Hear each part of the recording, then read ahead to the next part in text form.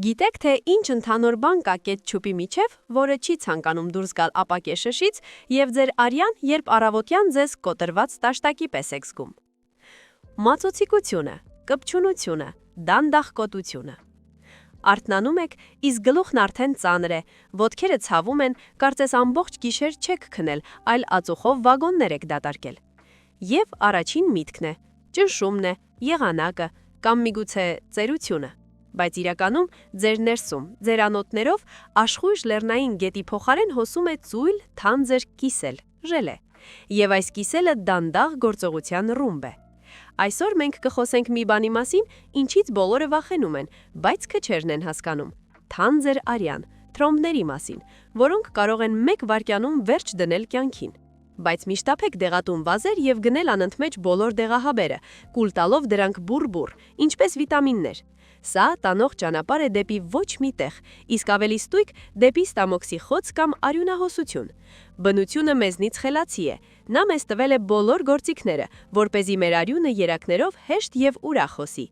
Մենք կքննարկենք, թե ինչ խմել, ինչ ուտել, եւ ամենակարևորը, թե ինչ կատեգորիկ չի կարելի անել, եթե ուզում եք երկար ապրել, եւ որ ավելի կարևոր է, որակյալ։ Տեղավորվեք ավելի հարմար, խոսակցությունը լուրջ է լինելու, բայց խոստանում եմ ձանձրալի չի լինի։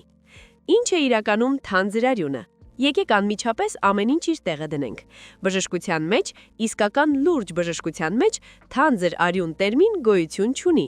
Եթե ես նման բան գրեմ պացիենտի քարտում, գործընկերներս ինձ վրա կծիծաղեն։ Գոյություն ունի բարձր մածուցիկություն, հիպերկոագուլյացիա, բարձր հեմատոկրիտ տերմինները։ Բայց մենք ձեզ հետ սիմպոզիումի չենք, մենք խոհանոցում ենք, կարելի ասել սրտանց զրուցում ենք,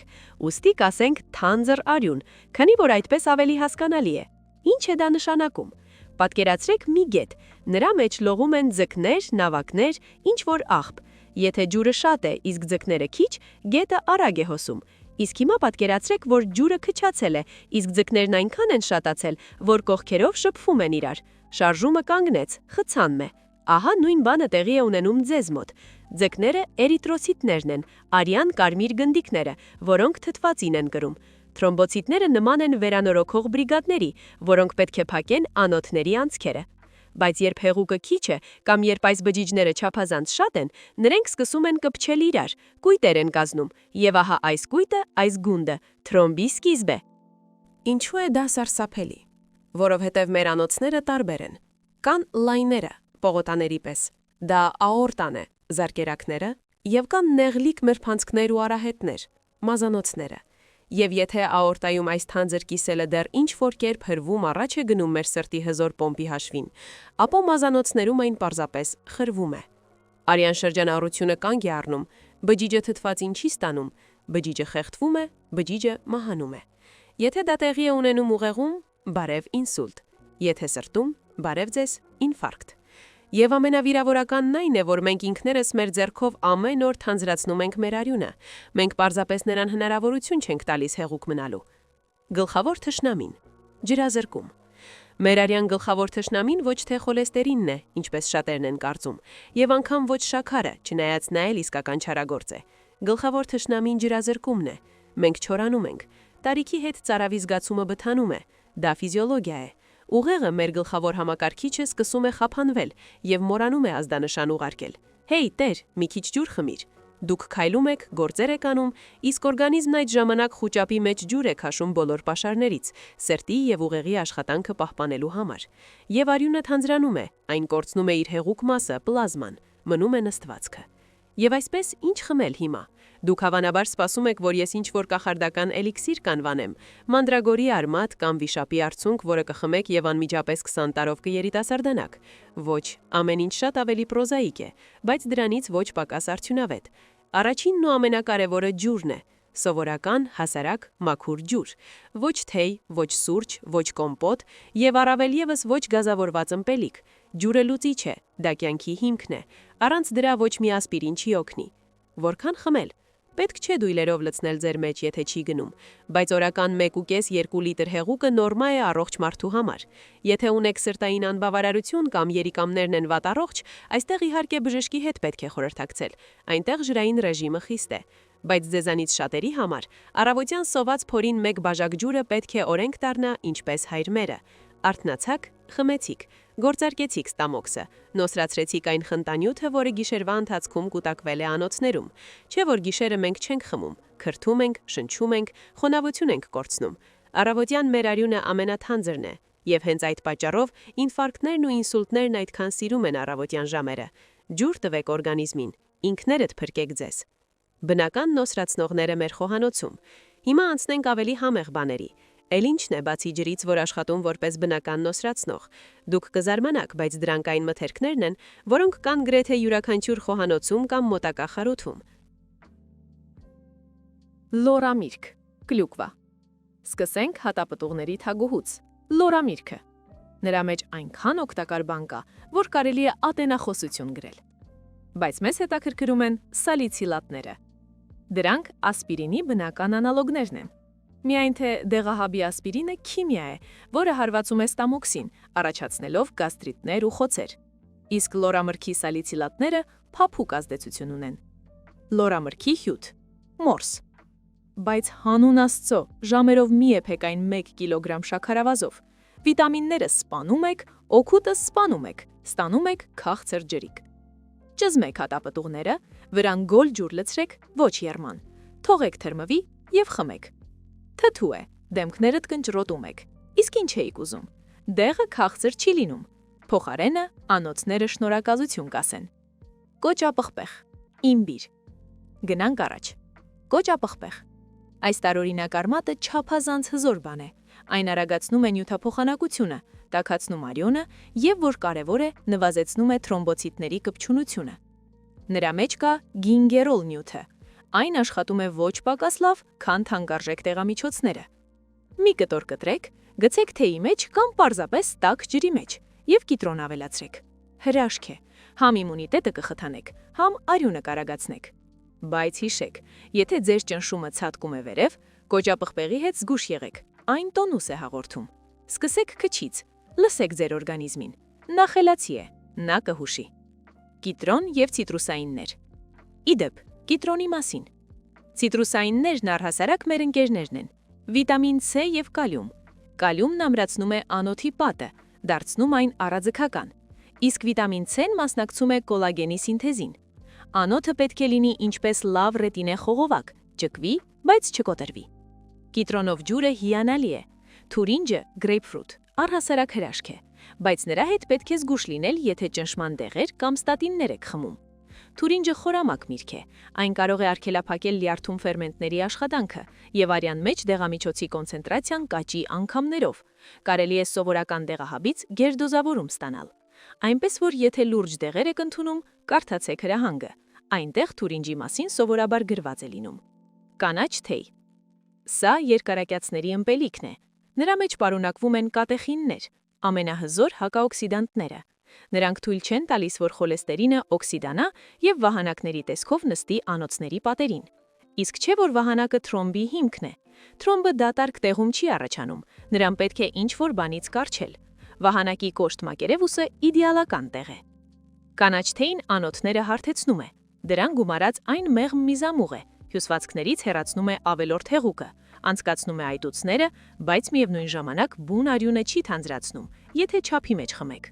Օրական 3 բաժակը ոսկե միջինն է։ Իսկ հիմա եկեք փոքրիկ դադար տանք։ Ես այստեղ ինձ ճղում եմ, պատմում եմ, իսկ դուք միգուցե նստած մտածում եք. Բժիշկ Մարտիրոսյան, դե դա ամեն ինչ պարզ է, բայց իմ հարևանուհին առավոտյան սոդա է խմում եւ ասում է, որ թրջում է։ Հիմա մենք սոդային էլ կհասնենք, սխտորին էլ, բայց առայժմ ուզում եմ ձեզ խնդրել. մի բարի գործ արեք ալիքի համար հենց հիմա։ Սեղմեք այն կոճակը, որտեղ բութ մատը վերև է նկարված։ Լայք դրեք եւ բաժանորդագրվեք, եթե դեռ բաժանորդագրված չեք։ Ձեզ համար մի վայրկյանի գործ է, մկնիկով կտտացնելը, իսկ ինձ հաճելի է։ Եվ այս տեսանյութը կտեսնեն ավելի շատ մարդիկ, որոնց գուցե այս տեղեկատվությունը կյանք կփրկի։ Արեցիք։ Շնորհակալություն։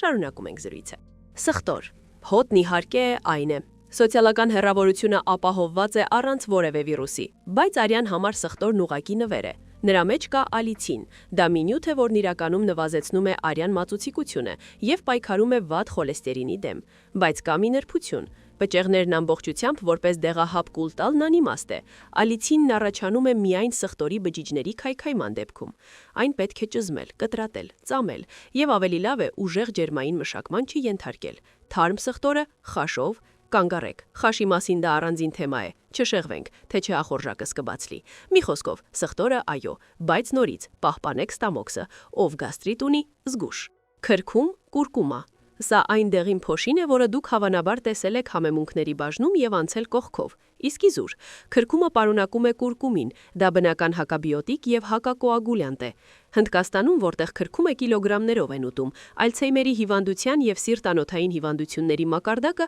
շատ ավելի ցածր է, քան մեզ մոտ։ Կուրկումինը նոսրացնում է արյունը, անցկացնում անոթի պատի բորբոքումը, իսկ չէ որ թրոմբը հաճախ բորբոքման արդյունք է։ Անոթը բորբոքվել է, օրգանիզմը փորձում է այն կարկատել եւ այնտեղ թրոմբոցիտներ է ուղարկում։ Քրքումը մարում է այս բորբոքումը։ Ավելացրեք այն ուտելիքի, բրնձի, հավի մսի մեջ կամ պատրաստեք ոսկե կաթ, տաք կաթ, մեկը գթել քրքումով։ Համեղ է եւ օգտակար։ Միայն հիշեք, որ քրքումն ինքնին վատ է յուրացվում։ Նրան հաղորդիչ է պետք, սև պղպեղը։ Մի պտղունց պղպեղը հարյուրապատիկ մեջացնում է քրքումի օգուտը։ Իսկ ինչ կասեք սուրճի ու կակաոյի մասին։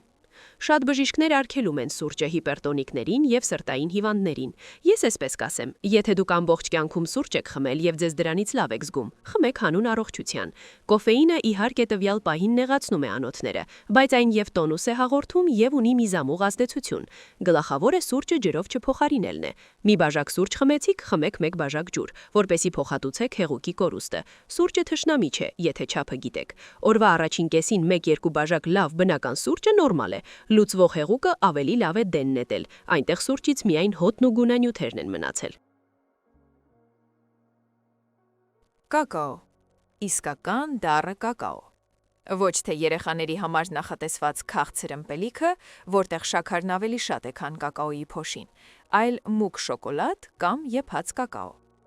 Կակաոյի հատիկներում կան ֆլավոնոիդներ, որոնք լավացնում են էնդոթելի, անոթների ներքին թաղանթի աշխատանքը։ Դրանք օգնում են անոթներին թուլանալ, իջեցնում են ճնշումը։ Մի քանի կտոր մուգ շոկոլադ, որտեղ կակաոյի պարունակությունը 70%-ից բարձր է, դա ձեր դեղամիջոցն է։ Ինչպես ասում են, համ քաղցրությունն է ուրախություն բերում, համ գործին է օգուտ։ Առասպելներ եւ սխալներ։ Ինչ չի կարելի անել։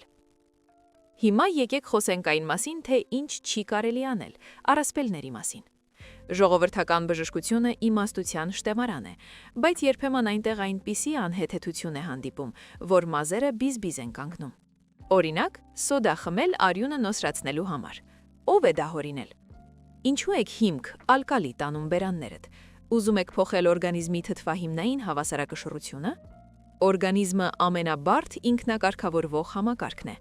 Մենք ունենք բուֆերային համակարգեր, որոնք խիստ շրջանակներում են պահում արյան pH-ը։ Մի քայլ ձախ, մի քայլ աջ եւ վերակենդանացման բաժանմունք։ Արյունը նոսրացնելու համար սոդա խմելը նույնն է, ինչ ավազ լցնել բենզաբակի մեջ, որպեսզի մեքենան ավելի արագ գնա։ Դուք պարզապես կփչացնեք ձեր ստամոքսը, կվաստակեք գղտոց, փքվածություն, իսկ հեռանկարում թթվայնության հետ կապված խնդիրներ։ Անհեթեթություններով մի զբաղվեք։ Կիտրոնով ջուրն անում է նույն բանը, բայց ֆիզիոլոգիապես ճիշտ եւ անվտանգ։ Խոտաբույսեր, իշարվույթ, մարգագետնային ասպիրակ, ուռենու կեղեկ։ Այո, դա աշխատում է։ Ուռենու կեղեքը ասպիրինի նախահայրն է։ Բայց խոտաբույսերի հետ պետք է շատ զգուշ լինել։ Դա նույնպես դեղամիջոց է։ Չի կարելի անվերահսկելի կերպով խոտաբույսերի եփուխներ խմել։ Լիտրերով կարելի է արյունը այնպես նոսրացնել, որ հետո քտից արյուն հոսի եւ չկարողանաք կանգնեցնել, կամ ներքին արյունահոսություն կբացվի։ Ամեն ինչ լավ է չափի մեջ եւ կուրսերով։ Մեկ ամիս խմեցիք ընդմիջում եւ անպայման ասեք բժշկին։ Եթե ինչ-որ խոտաբույսեր եք խմում, թե բժիշկը ձեզ վարվարին կնշանակի կամ այլ հակակոագուլյանտ, իսկ դուք վրայից մի հատ էլ իշարվույթով կամրապնդեք, ազդեցությունը կկրկնապատկվի եւ փորձանք կլինի։ Շաքարից անոթները դառնում են փխրուն, ինչպես ապակին։ Դրանք ճակճկում են եւ այնտեղ են սլում թրոմբոցիտները։ Եթե ուզում եք, որ արյունը հեշտ հոսի, հեռացրեք շաքարամանը սեղանից։ Կոնֆետները, թխվածքաբլիթները, տորթերը տոնական ուտելիք են, ոչ թե ամենօրյա։ Քաղցր եք ուզում, միրգ կերեք, հատապտուղներ, մի գթալ մեղր։ Մեղրը, ի դեպ, նույնպես օգտակար է, բայց չափի մեջ, դա ի վերջո նույնպես շաքար է, թեկուզ էլ և բնական։ Խոտաբույսեր՝ իշարվույթ, մարգագետնային ասպիրակ, ուռենու գեղեգ։ Այո, դա աշխատում է։ Ուռենու գեղեգը ասպիրինի նախահայրն է։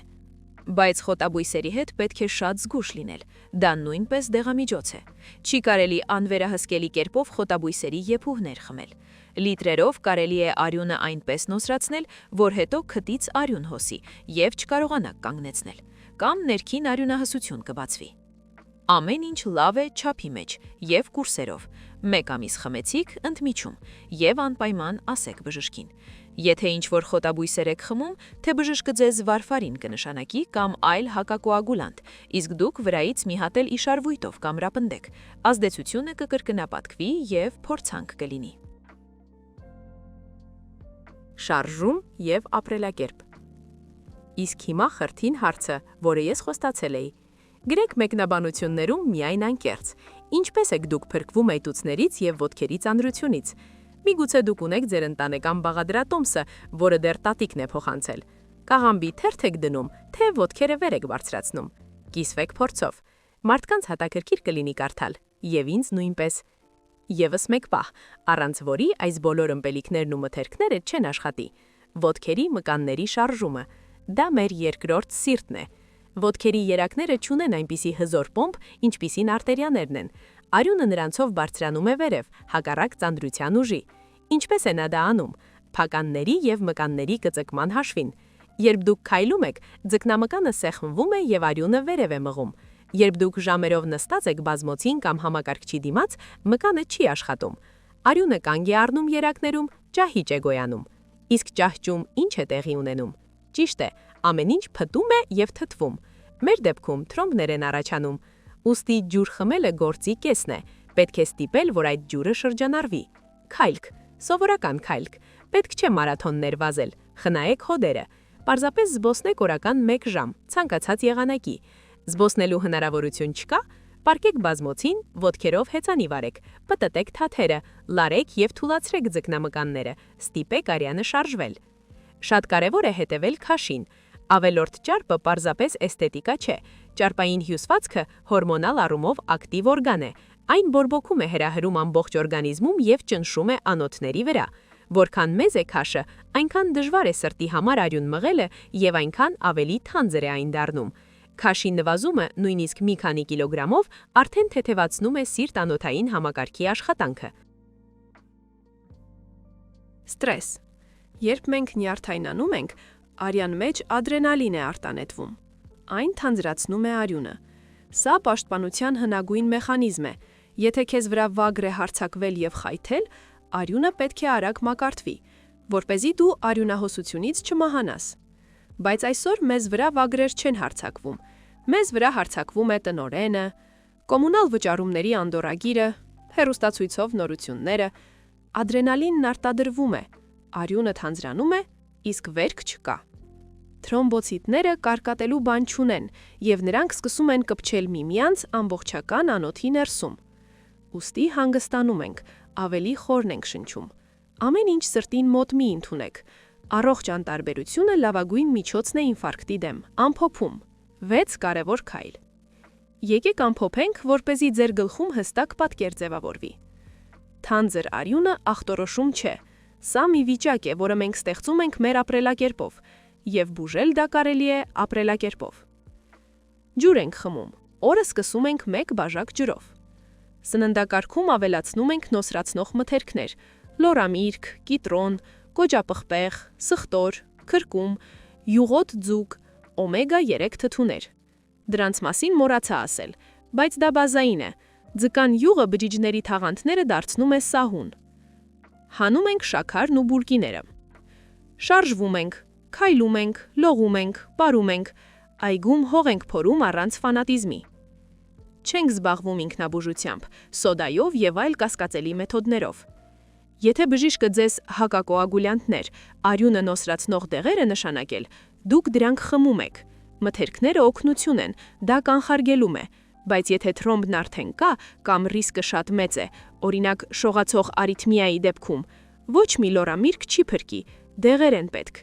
Ինքներդ մի չեղարկեք տեղահաբերը, դա մահացու վտանգավոր է։ Առողջությունը աշխատանք է, ամենօրյա, երբեմն ձանձրալի, բայց շնորհակալ աշխատանք։ Ոչ ոք ձեզ կախարդական հաբ չի տա։